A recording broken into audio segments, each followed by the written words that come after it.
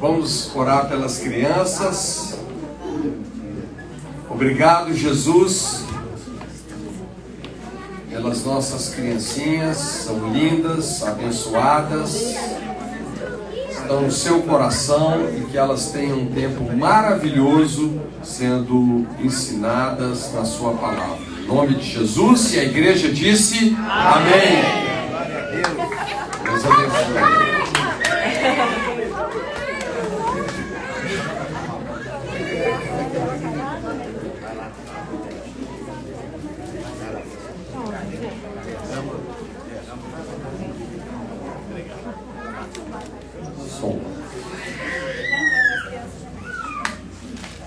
Pessoal, acompanhe aí comigo 2 Reis, capítulo 2.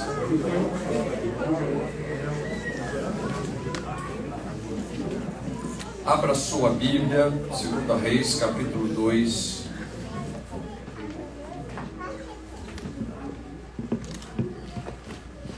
Vamos ler um texto aqui, fazendo referência a esses dois profetas, Elias e Eliseu. 2 Reis, capítulo 2, verso 1. Quando estava o Senhor para tomar Elias ao céu por um redemoinho, Elias partiu de Gilgal, fala comigo, Gilgal, em companhia de Eliseu. Disse Elias a Eliseu: fica-te aqui, porque o Senhor me enviou a Betel. Fala comigo, Betel. Respondeu Eliseu: tão certo como vive o Senhor e vive a tua alma, não te deixarei. E assim desceram a Betel. Então os discípulos, os profetas que estavam em Betel, saíram ao encontro de Eliseu e lhe disseram: sabes que o Senhor hoje tomará o teu Senhor, elevando-o por sobre a sua cabeça? Respondeu ele também: eu sei, calai-vos. Disse Elias a Eliseu: fica-te aqui, porque o Senhor me enviou a Jericó.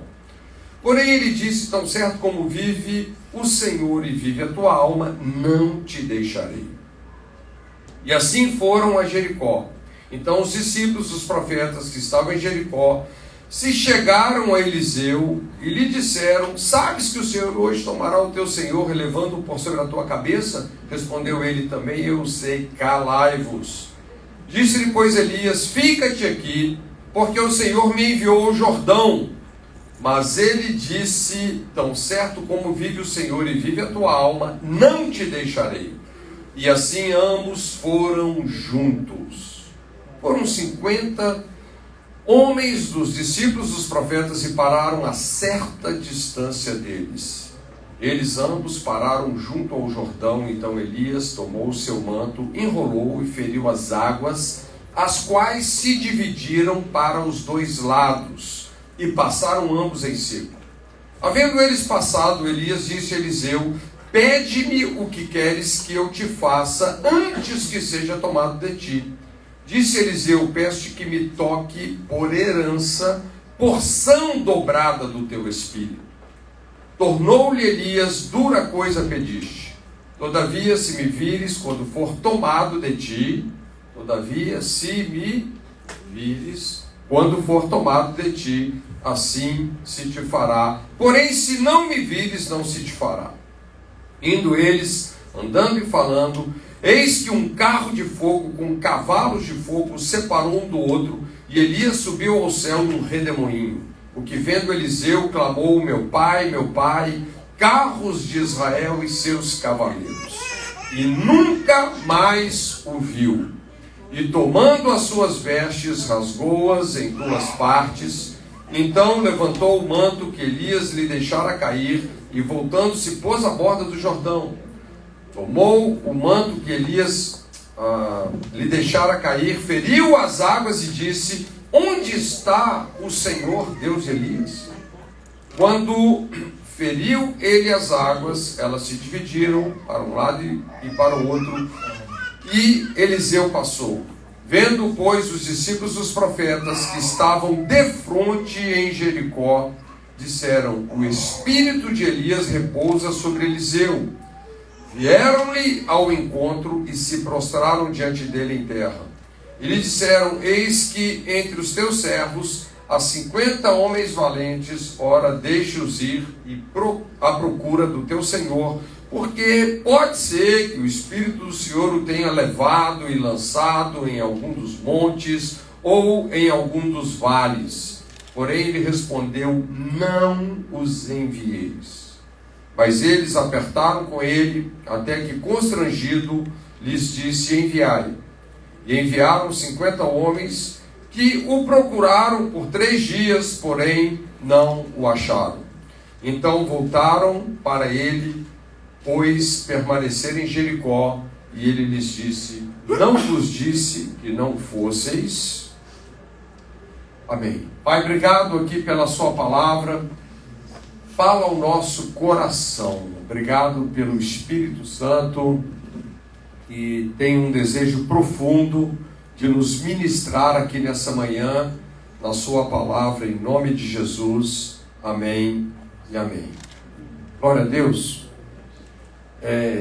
Elias foi um homem que viveu uma vida assim, extremamente sobrenatural, né? Ele tinha esse costume, vamos dizer assim. Eu não sei se esse microfone aqui está meio variando, hein? Mas ele tinha o costume de viver essas experiências sobrenaturais, né?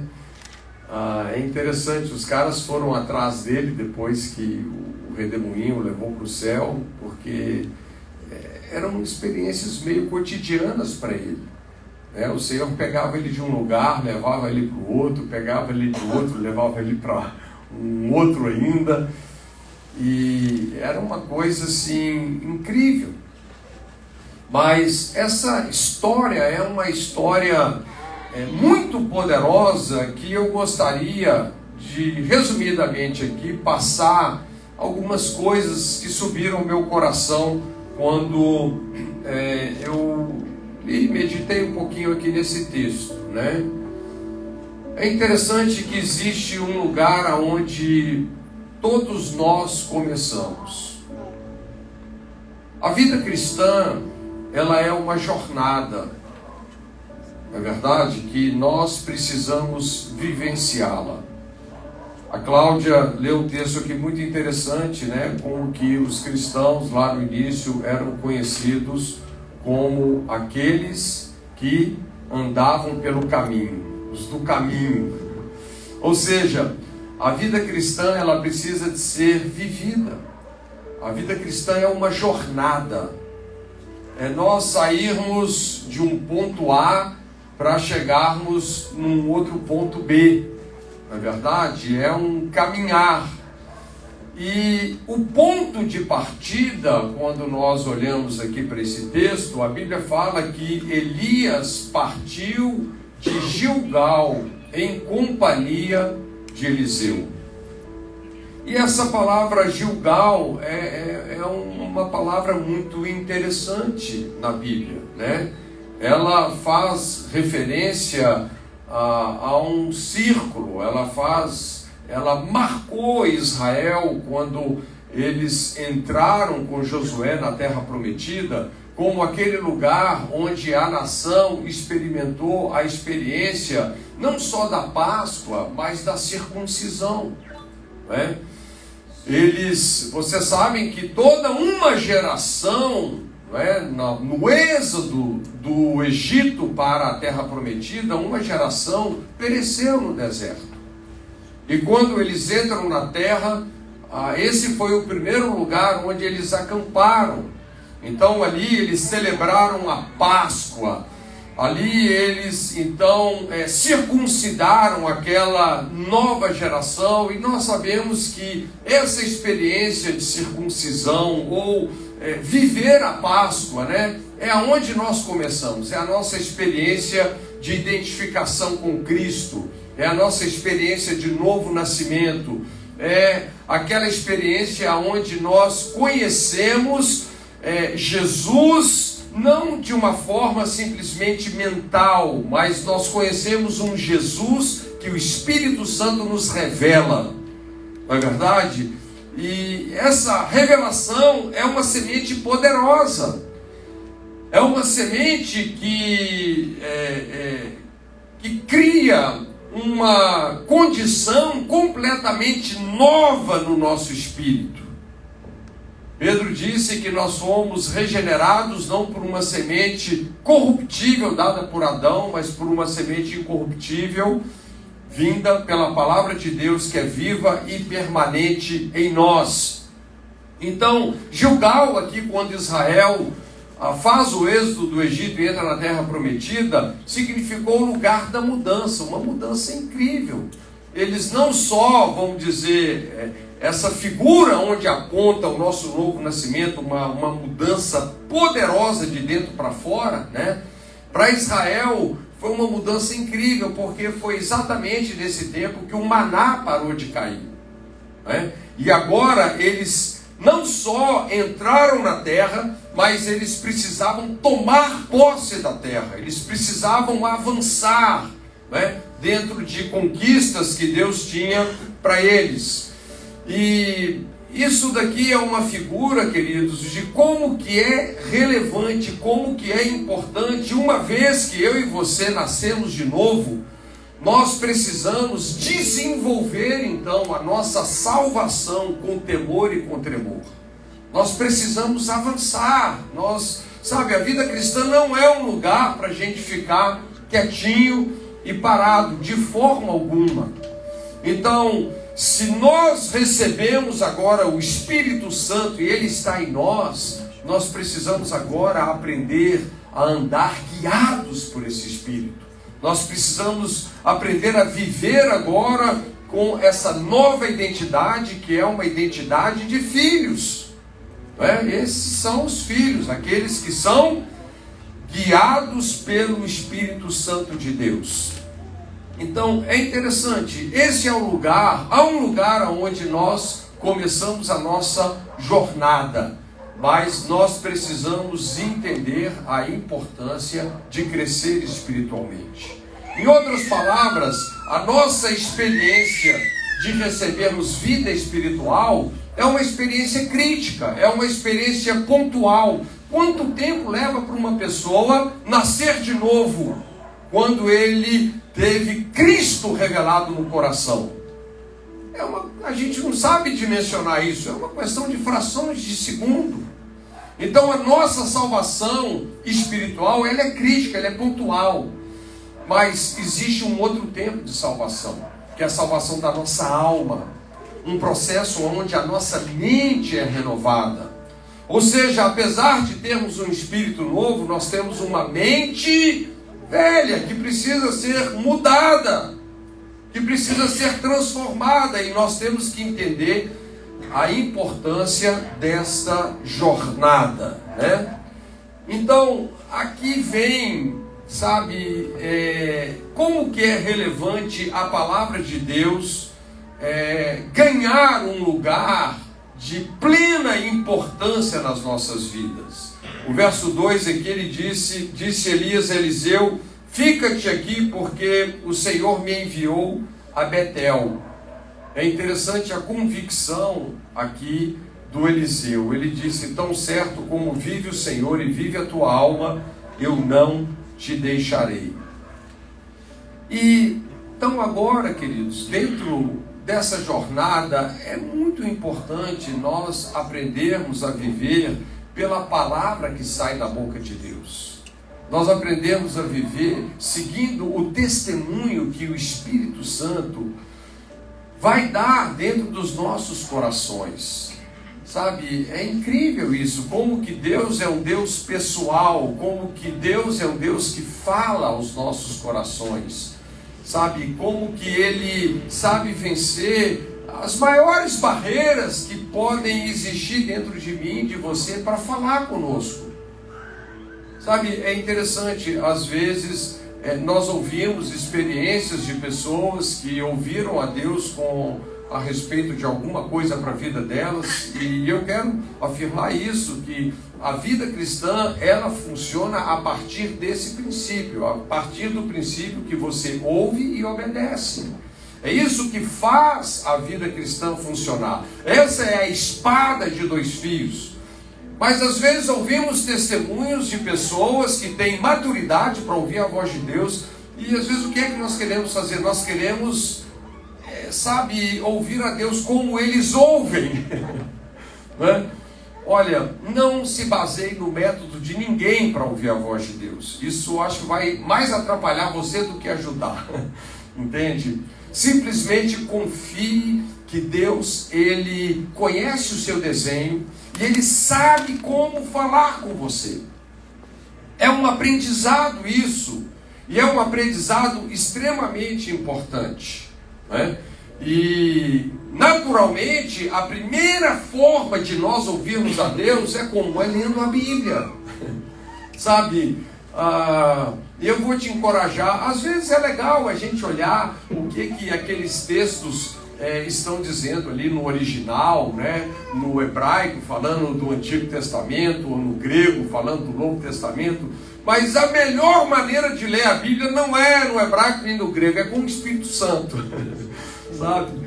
É quando ele traz vida à palavra, porque a palavra não é um livro interpretado pela mente humana. A palavra de Deus é um livro revelado pelo Espírito Santo. E no discipulado aqui de Elias, quando nós olhamos para essa experiência, porque o Deus envia o Elias para Betel, né? E é interessante, o Elias não era um cara que estava insistindo com o Eliseu para segui-lo, né? Aliás, pelo contrário, o Elias falou para ele: cara, fica aqui porque Deus me enviou.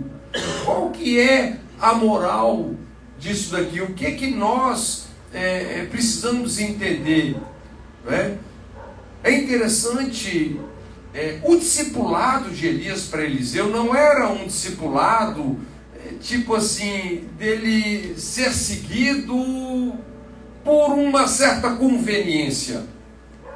Elias queria que Eliseu fosse treinado em desenvolver as suas próprias convicções. Elias queria despertar em Eliseu que ele era tão chamado quanto ele, porque Deus estava fazendo uma coisa nova entre os dois, e ele precisava desenvolver essas convicções. Ele precisava se tornar uma pessoa que sabia o que queria. Não era apenas de receber um tapinha nas costas, sabe aquela coisa quando você está discipulando alguém, você tem que ficar o tempo inteiro, motivando, dando um tapinha nas costas: vamos lá, cara, pelo amor de Deus, não desiste, não fica pelo caminho. Elias não funcionava assim. Sabe? É interessante que quando nós tratamos as pessoas como que se elas fossem aluno de jardim de infância, elas nunca crescem. Sabe? As pessoas precisam serem desafiadas. E sabe o que é que nós entendemos? Que Elias e Eliseu, os dois sabiam de uma coisa que foi revelada claramente para eles. E qual era essa coisa? Havia uma palavra já clara dentro de Eliseu, que ele seria o cara que daria continuidade ao ministério de Elias. É interessante, vocês sabem, às vezes tem pessoas que pensam que eles têm que terminar tudo que eles começaram na vida. A Bíblia não diz isso. A Bíblia não diz que tudo que você começou você tem que terminar. Nem sempre. A Bíblia diz que o Senhor que começou a boa obra vai levá-la a cabo. E muitas vezes um semeia, outro rega, mas quem é que dá o crescimento? Quem é que termina tudo? Deus conclui as coisas. Não é verdade? E esse era um processo. Então nós entendemos que o Eliseu, ele estava movido. A Bíblia não fala isso aqui claramente, mas eu tenho plena convicção que ele era um cara movido por um testemunho claro da palavra de Deus no coração dele. Ele precisava de seguir o Elias. Ele era alguém tão enviado quanto Elias, porque tinha uma coisa muito poderosa que iria se dar aqui entre os dois, né? Então, a gente vê como que a palavra de Deus começou a funcionar na vida dele e como que é importante. Esse é o primeiro aprendizado, né? Nós aprendermos a viver pela palavra que sai da boca de Deus. É interessante como que Jesus, quando começou o seu ministério, ele passou exatamente por isso, né? O diabo fez aquela cena toda, né? E Jesus, depois de 40 dias jejuando, a Bíblia diz que ele já tinha uma necessidade orgânica de comer, porque depois de 40 dias, olha, o seu corpo não tem mais nada para consumir. Já consumiu tudo quanto é tipo de gordura, toxina, agora células vivas do seu corpo estão sendo consumidas. A palavra fome ali, quando a Bíblia fala que Jesus teve fome, foi isso, né? Mas ele claramente respondeu para o diabo, nos mostrando um dos princípios mais interessantes sobre o que o verdadeiro jejum significa. Ele disse: não só de pão viverá o homem, mas de toda a palavra que sai da boca de Deus. Então é interessante, o jejum é um princípio que nos dá foco para ouvir a palavra de Deus. O jejum não é para mudar a Deus. O jejum cria uma sensibilidade, um acesso à palavra de Deus às nossas vidas que vai mudar a gente. Não é verdade? Porque nada tem o poder de mudar mais a vida de uma pessoa do que a palavra de Deus ministrada aos nossos corações, ou a palavra da fé. Vocês sabem que a fé vem pelo ouvir e o ouvir pela palavra. Olha, quando uma revelação explode no nosso espírito, a nossa alma é iluminada, ela avança nesse processo de ser salva, não é verdade? De sair de uma condição de natural, vivendo pelos sentidos naturais, para uma condição espiritual, vivendo por um sexto sentido, que a Bíblia chama de fé.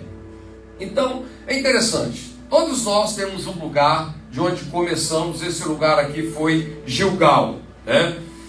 Depois entendemos que o Eliseu tinha essa palavra no coração e ele estava aprendendo a viver pelo testemunho do Espírito Santo dentro do coração dele, por uma palavra dada de Deus. Agora, os dois primeiros destinos que são muito importantes para se comprometer, né? Primeiro, o Elias é enviado a um lugar chamado Betel.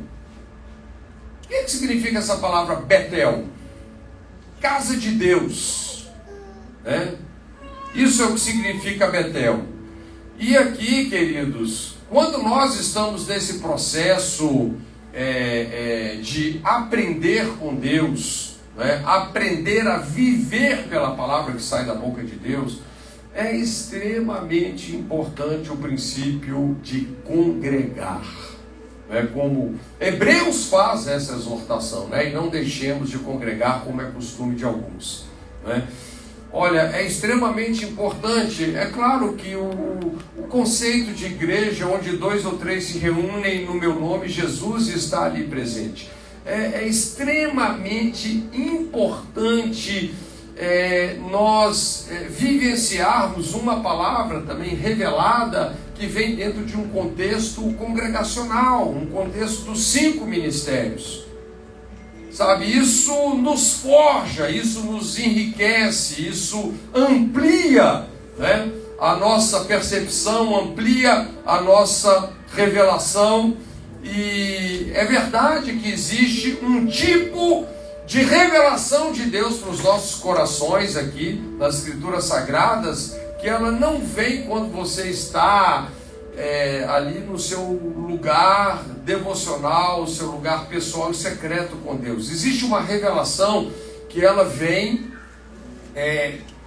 de uma forma congregacional, né? Um exemplo disso é interessante, a carta que Paulo escreve aos Efésios, ela é toda escrita no plural, sabe? Então existe uma revelação de Deus e da sua palavra que nós aprendemos convivendo uns com os outros, se submetendo aos ministérios uns dos outros. É incrível quando nós temos ouvidos para ouvir, quando apóstolos liberam uma palavra apostólica, profetas liberam uma palavra profética, não é verdade? Mestres liberam uma palavra de ensino, pastores liberam uma palavra de cuidado, evangelistas liberam uma palavra de milagre. É incrível. Então Betel é um lugar que nós precisamos de passar na nossa jornada. É um lugar que não pode faltar de forma alguma. Mas não só Betel, o próximo lugar foi o quê? Foi Jericó, né? Jericó, se você ler aí depois, é aquele lugar onde a antiga do planeta Terra. Sabia disso? Jericó é a cidade mais antiga do mundo. E ela significa mundo mesmo. Né? Aqui no contexto é um lugar onde as águas não eram boas. Né? Então havia escassez na terra. E é interessante como que eu e você somos, nós aprendemos muito quando nós entendemos a importância de compartilharmos a nossa fé com pessoas que não conhecem a Jesus, né? Porque esse é o espírito da profecia, né? O testemunho de Jesus é uma experiência poderosa. Então nós começamos lá em Gilgal, mas nós vamos precisamos de entender a importância desses lugares, sabe? Lugares como Betel, lugares como Jericó. E então vem o que eu realmente quero falar com vocês, né? Chega uma hora dentro dessa jornada da vida cristã que, olha, infelizmente muitas pessoas ficam para trás aqui. Mas chega uma hora que é a hora de você realmente nascer para um ministério.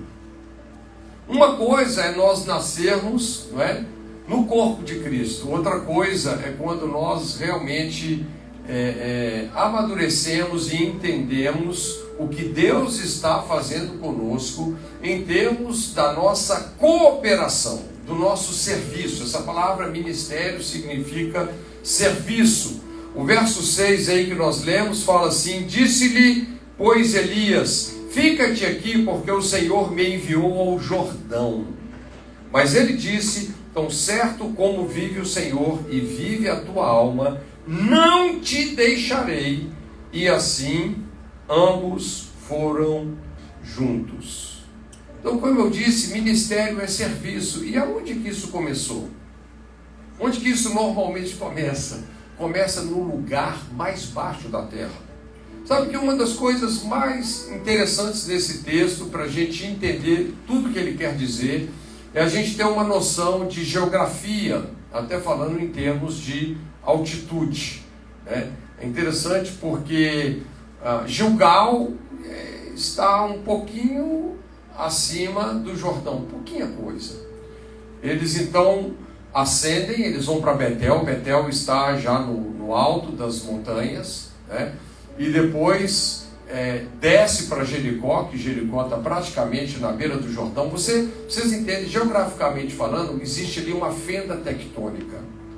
Ali é o lugar mais baixo da terra. São 400 metros abaixo do nível do mar. Sabe o que é isso, né? Por isso, o Rio Jordão, aos seus arredores, forma-se o deserto do Jordão. Deserto na Bíblia e também no conceito de deserto está relacionado com a quantidade de chuva que cai. Ali simplesmente não chove, tá? É muito baixo, é extremamente quente, sempre muito quente, né? Então, Jericó está ao pé do Jordão, mas até eles, na verdade, quando eles descem o Jordão, né? É interessante porque esse momento existe 3 coisas aqui que se apartam uma da outra, né? Primeiro, o rio, né, divide as águas que vão para a esquerda e águas que vão para a direita. Depois, uma carruagem de fogo com cavalos de fogo separa um profeta do outro, né? E a terceira coisa aqui, qual é a terceira? Daqui a pouco eu lembro. Mas foram 3 coisas que se separaram. Depois o profeta Eliseu rasga as suas vestes, né? Então era tudo isso apontando para mudança. Sabe, esse é um momento assim de mudanças críticas, né? É interessante o Jordão abrir, isso aqui, gente, é um portal espiritual, né? Nós vamos ver como que isso está relacionado com revelação. E Deus então separa um profeta do outro, ou seja, o tempo de um terminando para o tempo de outro começar, e também vestes novas, uma unção nova, um momento completamente novo aqui, no caso de Eliseu, né? Mas eu estava dizendo, eles passaram por dentro do Jordão, né? Passaram o Jordão a seco, ali eles pisaram no lugar mais baixo possível. É interessante, foi onde também Jesus começou o seu ministério, né? Foi onde Jesus exatamente muito próximo ali, né? Hoje em Israel, a palavra Jordão, né, a palavra Yardenite, eles tem um lugar mais famoso, pertinho da saída do Mar da Galileia, onde tem um lugar de batismo lá muito bonito hoje em Israel, não é? Mas o lugar correto onde essas coisas aconteceram foi exatamente lá, mais embaixo, pertinho, né? Lá de Qumran, onde eles acharam lá os pergaminhos também do Mar Morto, aquela história toda. Mas enfim, Jesus também começa o seu ministério ali, né? Onde, para que se cumprisse toda a justiça de Deus, ele é batizado por João. Literalmente ali, o que é que Jesus faz? Ele veste os sapatos do primeiro homem, Adão, né? Ele assume a guerra que o primeiro Adão perdeu, né? E ele então vai tirar essa forra. E por isso que ali ele também vive uma experiência muito parecida com a de Eliseu, né? Não foi o Jordão que abriu, mas os céus se abriram e uma voz audível foi falada na direção dele: este é o meu filho amado, em quem eu tenho prazer. E a Bíblia diz que Jesus, então, o Espírito Santo em forma corpórea de pomba repousa sobre ele, não é? E ele sai dali cheio do poder, da virtude do Espírito Santo. E para onde o Espírito Santo leva ele? Todo o deserto da Judéia estava exatamente subindo o Jordão, né? Então, ele é guiado pelo Espírito Santo para um confronto agora cara a cara com esse ser sinistro, né, chamado diabo. E é interessante, Jesus não começou o seu ministério antes que vencesse as suas tentações e o tentador, né? E ali ele prossegue, não é? Como a Bíblia fala, vivendo para destruir as obras do diabo, pregando o evangelho do reino, ensinando o evangelho do reino, mas também expulsando demônios e curando os enfermos. Jesus basicamente fazia no seu ministério essas 4 coisas, né? Mas o Eliseu, então, ele começa ali, é interessante porque essa experiência é uma experiência muito marcante. Veja que quando Deus fala uma palavra com você, Deus vai testificar isso no coração de outras pessoas. Não poucas pessoas sabiam a mesma coisa que Deus falou com Eliseu. O que é que Deus falou com Eliseu? Que ele iria tomar Elias sobre a sua cabeça, né? Onde ele chegou nessas 3 cidades, os profetas, ali haviam profetas, eles falaram: você está sabendo, rapaz, que hoje Deus vai tomar Elias sobre a sua cabeça? Rapaz, cala a sua boca, eu sei.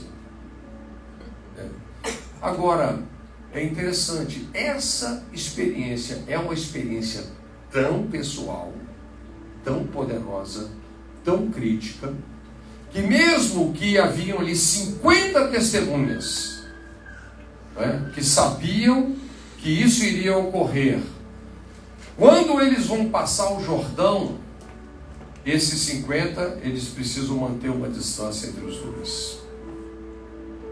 Passa apenas quem? Elias e Eliseu, fazendo agora um sentido inverso. Não um sentido de entrar na terra prometida, mas um sentido de sair. Por quê? Porque quem abre o Jordão para sair é quem? Elias. É interessante que para alguém viver espiritualmente e ministerialmente, alguém precisa de morrer. E aquela saída foi exatamente o que? Elias seria tomado. E é uma figura, da morte, sepultamento e ressurreição de Jesus. E por isso que é uma coisa incrível isso. Mesmo que haviam muitos profetas que receberam a revelação que Elias seria tomado um redemoinho, apenas Eliseu tinha a interpretação daquela revelação. Eu não sei se você entende o que eu estou dizendo, e eu vou te mostrar isso aqui nas Escrituras. Sabe?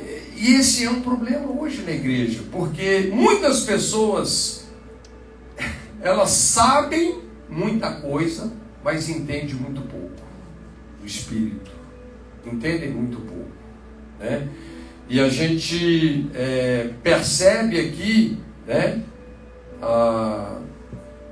como que a gente sabe que isso foi real dessa forma? Quando o Elias é tomado ali, vem aquele carro de fogo com cavalos de fogo e separa um profeta do outro. Veja que não foi o carro que levou o Elias para o céu, foi o redemoinho. Tá? O carro de fogo e os cavalos de fogo ficaram para continuar servindo Eliseu. Eliseu, você lembra que no texto ele recebeu o quê? Uma porção dobrada. O que é que levou Elias para o céu? Um redemoinho. Não é verdade? E o Eliseu, ele disse o quê? Carros e cavaleiros de Israel. Essa expressão é uma expressão muito forte, culturalmente falando. É como se Eliseu olhasse para a unção que estava sobre Elias e ele entendesse que essa unção, ou seja, que o ministério do profeta era mais poderoso do que tudo que o exército humano de Israel poderia fazer. Como se ele estivesse falando assim: olha, ajunta todo o potencial bélico do exército de Israel. Elias, com o manto dele, ele é mais poderoso, ele é mais eficiente. E nós vimos isso se cumprindo na vida dos dois. Eliseu é interessante porque tem uma situação que todo o exército da Síria vai atrás dele, e primeiro ele abre os olhos do moço dele para ver que mais eram, para ele ver as carruagens e os cavalos de fogo. Aí na hora que o cara teve os olhos abertos, rapaz, muito mais são aqueles que estão conosco do que aqueles que são contra nós. Mas quem tem a unção para abrir os olhos de uns, tem a unção para fechar os olhos de outros. E ele ora e os olhos de todo o exército da Síria foram fechados. Ele colocou todo o exército inimigo de mãozinha dada, assim, igual uma turma de jardim de infância, e levou eles para o rei de Israel. Na hora que chegou lá, o rei de Israel falou assim: vou trucidar esses caras. Eliseu, o profeta, falou assim: não, eles são meus prisioneiros. nós não vamos fazer isso não. Nós vamos fazer um banquete para eles. Nós vamos pagar o mal com o bem. E porque ele agiu dessa forma, nunca mais teve investida da Síria contra Israel. O negócio parou. Esse é o profeta, né? Que sabe o que fazer com a vitória. E esse muitas vezes é o nosso problema. Às vezes nós já estamos numa condição de vitória e nós não sabemos o que fazer com ela. Ou nós nem entendemos a vitória que já é nossa. Não é verdade? Porque na verdade, queridos, nós não estamos lutando para vencer. Jesus já nos fez mais do que vencedores. Então, tudo isso tem um significado muito interessante. E quando nós estamos nesse ponto de nascer para o ministério, chega uma hora, queridos, que, na verdade, nós não balizamos em pessoas que demonstram o reino de Deus. Não é encorajador andar com pessoas que exercitam a fé, pessoas que curam os enfermos, que expulsam os demônios, não é? Pessoas que fluem numa palavra viva, numa palavra revelada, sabe? Pessoas que estão enxergando o invisível e não se abatem diante das adversidades. É muito bom andar do lado de pessoas assim e pegar uma carona na fé delas. Mas chega uma hora que Deus fala assim: é sua vez. Está com você. Né? O Eliseu ainda fez essa pergunta, né? Ele pega o manto e chega dizendo: onde que está o Deus de Elias? O rio abriu. O que significa isso? Deus falou para ele: está com você. E a gente precisa entender isso. E assim que ele atravessa o rio, está lá os 50 profetas cabeçudos lá, esperando ele. Aqueles caras que na verdade não viram o que Eliseu viu. Qual era a condição dele receber a porção dobrada? Ele tinha que ver Elias ser tomado. Eles passaram um portal. Aqueles 50 profetas sabiam até certo ponto, entendiam até certo ponto, mas, como eu disse, mesmo que a mesma palavra foi revelada para eles, eles sabiam que o Elias seria tomado, eles não entendiam aquilo. E por que eu digo que eles não entendiam? Porque quando o Eliseu volta, né, eles insistem com Eliseu: vão procurar um homem. Talvez Deus lançou ele num monte, num vale, e o Eliseu claramente falou para eles assim: não vão. Vocês não estão entendendo. Não, nós vamos de ir, porque pode ser que... Né, porque o Elias era assim. O Elias sempre foi um cara que, quando precisava, Deus escondia ele e ninguém achava. Você sabe que Deus esconde e ninguém acha. O que eles escondem de Deus, ele revela na hora. E eles partiram. Por que eles foram atrás de Elias? Porque eles não entendiam a novidade. Eles não entendiam a coisa nova que Deus estava fazendo. Deixa eu dizer uma coisa. Sabe qual é uma das palavras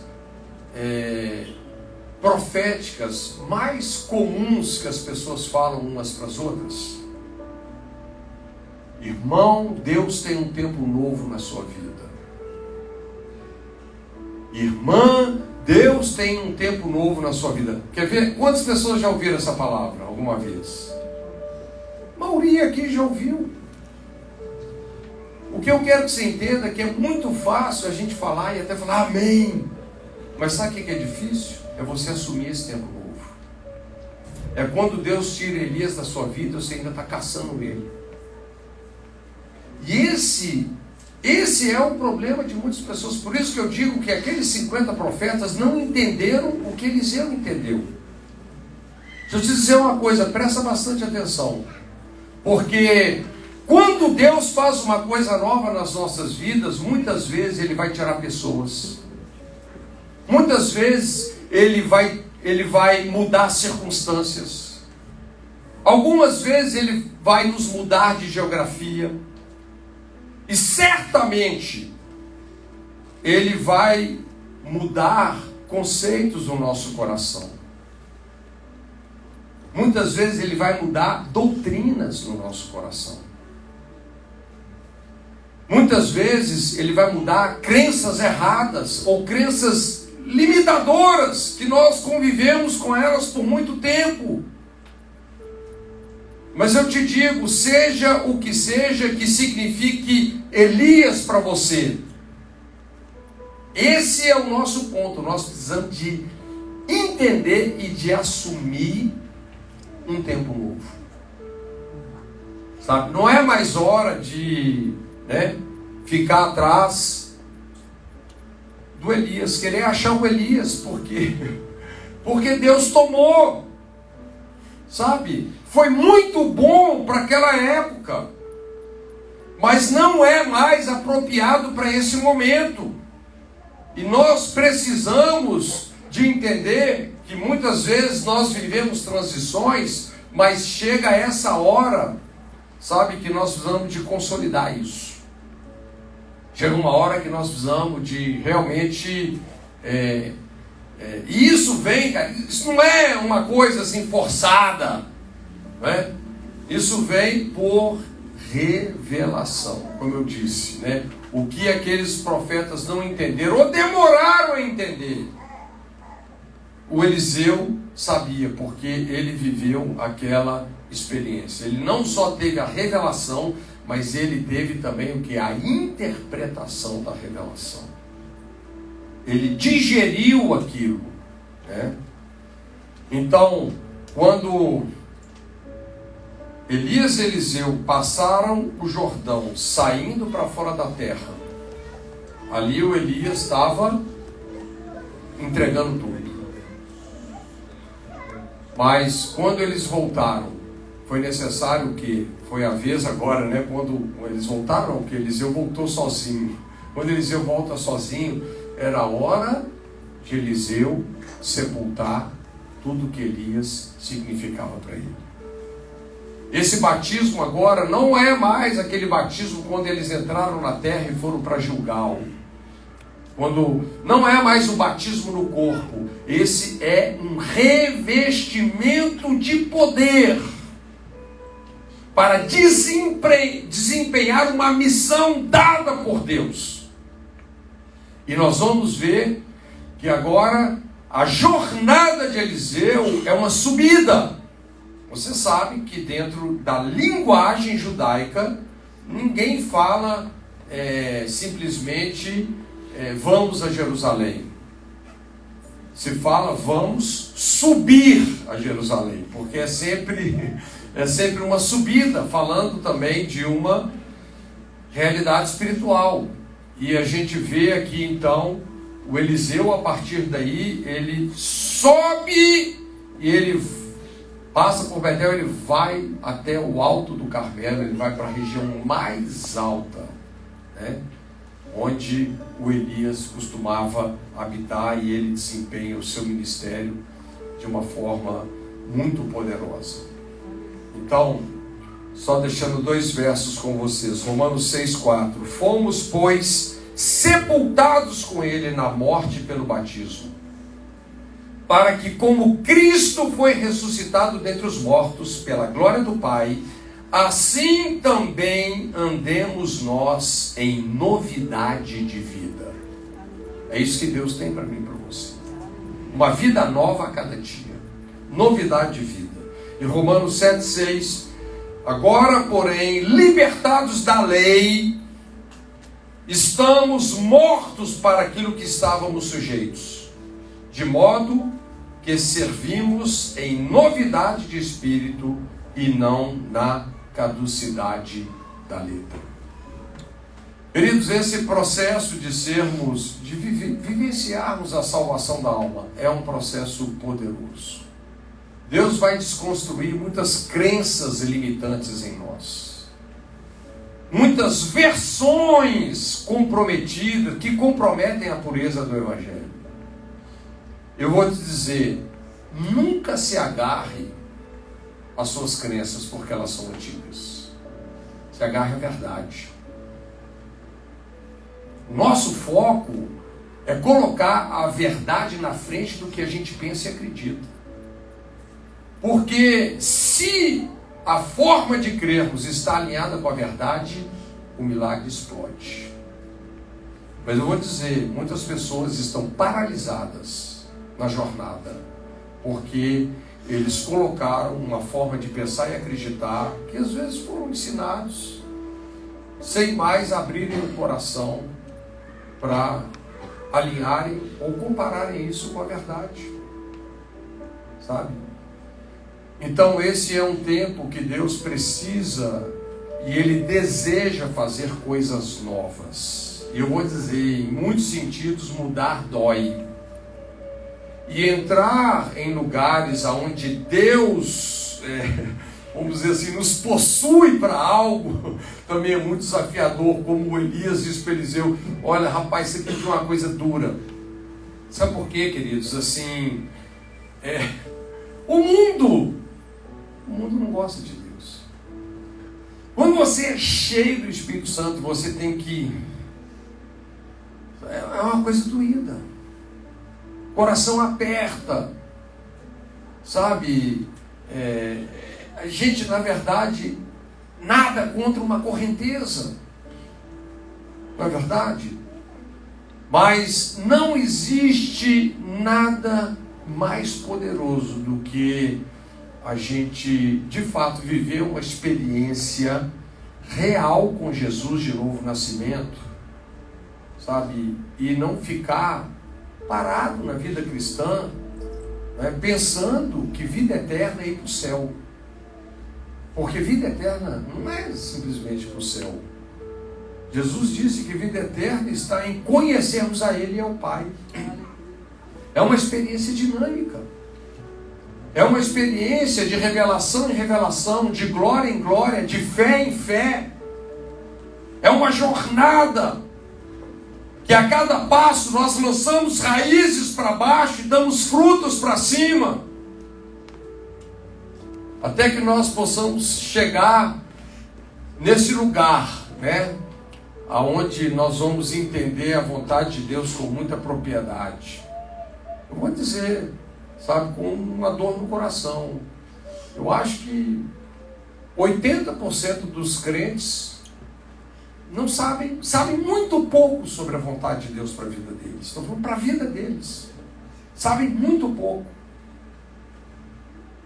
Mas eu quero declarar que nós não somos daqueles que param nem daqueles que retrocedem. Nós somos daqueles que avançam. Amém. Sabe? Nós vamos colocar isso como prioridade. Esse aprendizado de vivermos pela palavra que sai da boca de Deus. Quero declarar para você, cada momento da sua vida, você vai se tornar filho e filha de uma palavra de Deus. Uma palavra que te fortalece, que te ancora. Que nem se o seu discipulador te desestimular, você vai ficar pelo caminho. E falar, eu já convivi com muita gente, ministerialmente falando, que eles me deram 1000 razões para mim não ser crente. Talvez escandalize você. Mas eu nunca entrei na deles. Porque você sabe que o diabo usa gente dentro da igreja também. Você não sabia disso? Lembra lá de Jesus com Pedro, que se tornou um líder da igreja apostólica? Satanás passa para trás de mim. Tem hora que o negócio fica estreito. Mas quando nós somos fortalecidos e guiados por uma palavra, Deus é Deus e sai da reta. Deixa eu te dizer, você não depende da boa vontade de homem nenhum para você fazer tudo que Deus tem para a sua vida. Homem nenhum. Nós estamos nas mãos dele. Entende isso? Existem segredos. Por que não foi um dos outros os 50 profetas e foi Eliseu? Mas eu quero dizer que esse tempo está nascendo uma igreja nos moldes de Eliseu. Está se levantando uma igreja nova, uma geração nova. Nós estamos num momento novo e poderoso, onde nós vamos honrar a unção daqueles que nos precederam. Carros de Israel e seus cavaleiros. Talvez esse foi o segredo de Elias, a forma que ele honrou a unção de Eliseu. Mas eu quero encorajar você, vá adiante. Sabe? Assuma o seu posto. Seja firme na sua jornada. Nós só temos uma vida para viver para Ele. E é uma experiência maravilhosa. Maravilhosa. Amém? Tá ligado? Fica de pé no seu lugar. Como esse texto fala de batismos, o mesmo princípio do batismo é o mesmo princípio da ceia. E hoje eu quero que você pense nisso. O que é que Deus já tirou de você? O que é que já saiu da sua vida e você ainda está correndo atrás? Deixa o Espírito Santo falar com você.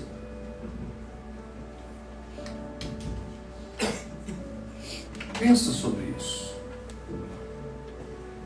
A palavra que eu tenho para o Ágape aqui, para você que nos assiste: precisamos sepultar Elias. Seja o que for, pessoas, circunstâncias, decepções, traumas, doutrinas erradas, doutrinas limitantes, um evangelho pelas metades.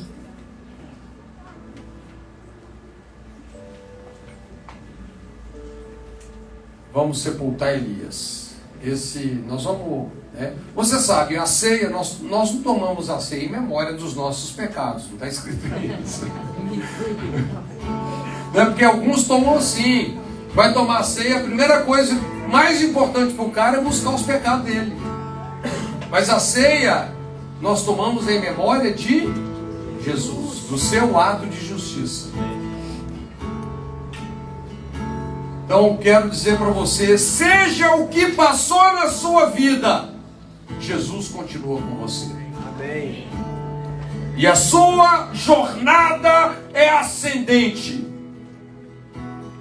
O seu destino é o Carmelo. A sua unção te torna mais relevante do que governos, exércitos.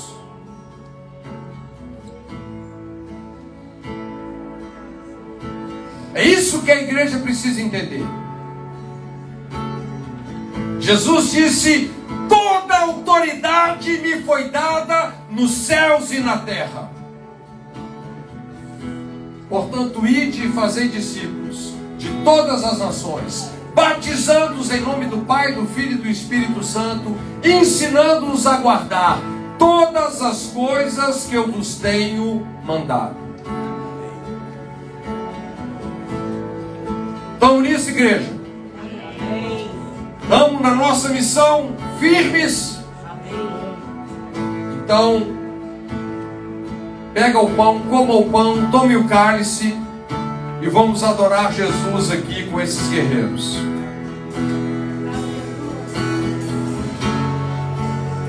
Trouxeste-me ao fim de mim mesmo. E quanto tempo isso levou? Quando meu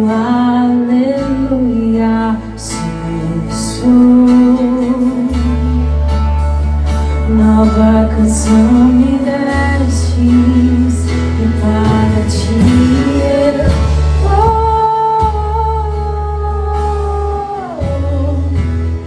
e para ti eu vou,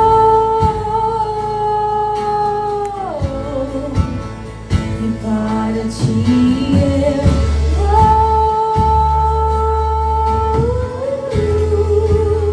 me rendo a ti.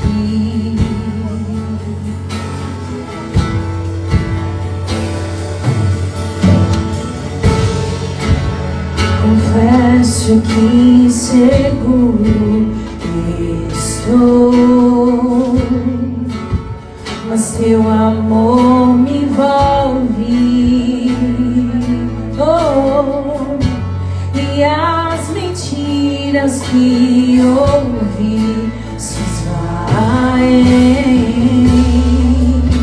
quando eu me entrego a ti, e para ti eu vou,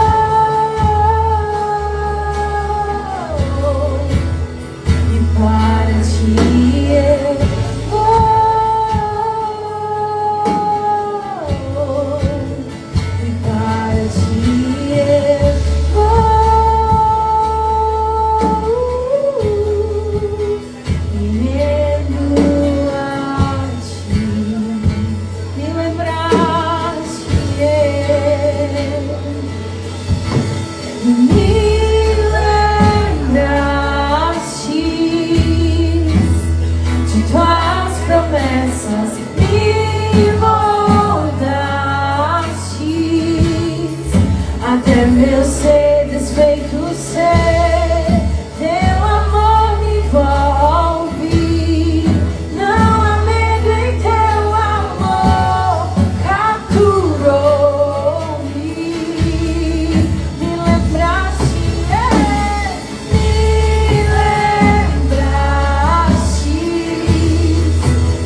de tuas promessas, me moldaste até meu ser desfeito ser. Teu amor me envolve, não há medo em teu amor, capturou-me. E para ti eu vou, e para ti eu vou, e para ti eu vou, me rendo a ti.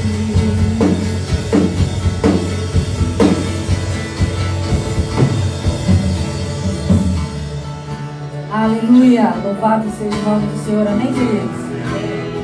Glória a Deus. Quero abençoar a sua vida, mas antes quero orar também pela dona Beatriz, a mãe da Filó, a pastora Filó.